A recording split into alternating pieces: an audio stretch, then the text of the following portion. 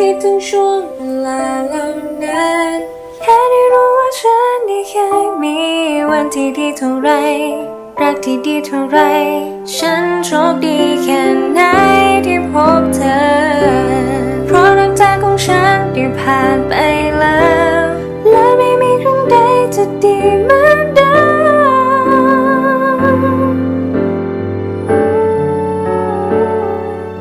มันยังมีบางครั้งที่อยากถามแต่เธอไม่อยู่ตรงนี้ให้ได้ถา